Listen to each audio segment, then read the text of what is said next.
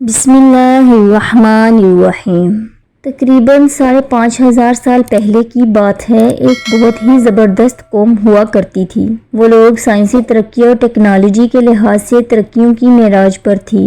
وہ لوگ پہاڑوں کو اس قدر خوبصورت طریقے سے تراش کر مضبوط ترین محلات اور تعمیرات کیا کرتے تھے کہ آج کی سائنس ان کی عقل و دانش پر عش عش کر اٹھے۔ وہ لوگ اس قدر ذہین اور ماہرین تعمیرات تھے کہ اللہ کے مقابلے میں نعوذ باللہ جنت بنا دیا کرتے تھے۔ وہ انتہائی طاقتور اور قد آور اور جینیس تھے۔ اپنی انہی خصوصیات کی وجہ سے وہ اس دور کی سپر پاور کہلاتے تھے۔ اپنی ترقی، تعمیرات اور خصوصیات کی وجہ سے سرکش ہوتے چلے گئے۔ وہ خدائے وحدہ لا شریک کے وجود سے منکر ہو گئے تھے۔ انبیاء ان کو ہدایت کی بات سمجھاتے تو وہ ان کا مذاق اڑاتے، اذیتیں پہنچاتے، اپنی بستیوں سے تشدد کر کے نکال دیا کرتے۔ وہ خطہ بہت سرسبز و شاداب تھا، لیکن جب ان پر عذاب نازل کرنے کا فیصلہ کر لیا گیا تو ان کے ہاں بارشیں روک دی گئیں، لیکن وہ پھر بھی باز نہ آئے۔ ان کے ہاں بارشوں اور بادلوں نے اپنے رب کے حکم سے بالکل رخ پھیر لیا، جس کی وجہ سے وہاں قحط سالی والی صورتحال پیدا ہو چکی تھی۔ پھر ایک روز انتہائی عجیب و غریب واقعہ رونما ہوا۔ انہوں نے ایک روز آسمان پر اٹھنے والے ایک دھوئیں کے بادل کو دیکھا جو تیزی سے ان کی طرف بڑھ رہا تھا۔ اس بادل کو دیکھ کر وہ بہت خوش ہوئے اور سمجھے کہ ان کی قحط سالی ختم ہو گئی ہے۔ یہ بادل خوب برسے گا اور ایک بار پھر ان کے ہاں ہر طرف ہریالی اور سبزے کا دور دورہ ہو جائے گا۔ لیکن یہ بادل قہر برسانے والا تھا۔ یہ وہ بادل نہیں تھا، بلکہ اس بادل نے سوائے ان کے مضبوط مکانات و محلات کے کچھ بھی نہیں چھوڑا تھا۔ قرآن پاک میں اس واقعے کا ذکر کچھ اس طرح ملتا ہے۔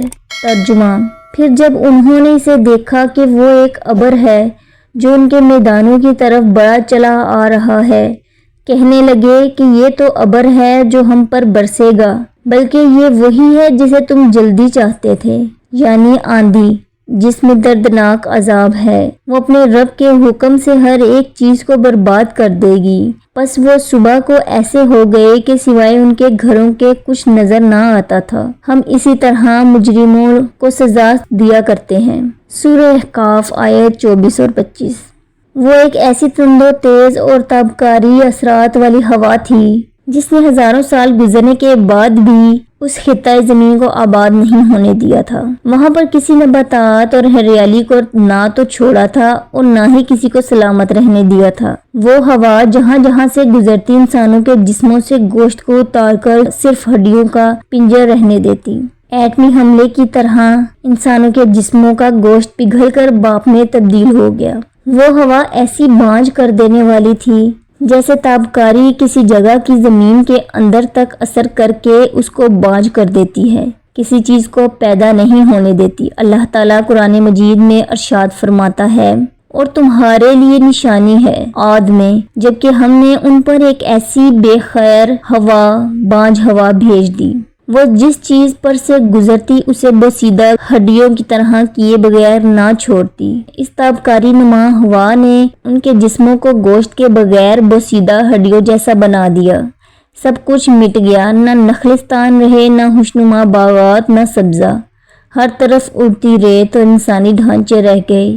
یہ پورا خطہ خالی ہو گیا۔ آج بھی یہاں دور دور تک صرف ریت نظر آتی ہے۔ آج کے زمانے میں اس خطے کو ربع خالی کے نام سے بھی پکارا جاتا ہے۔ اگر آپ کو میری یہ ویڈیو اچھی لگی ہے تو اس کو لائک اور چینل کو سبسکرائب ضرور کریں۔ شکریہ۔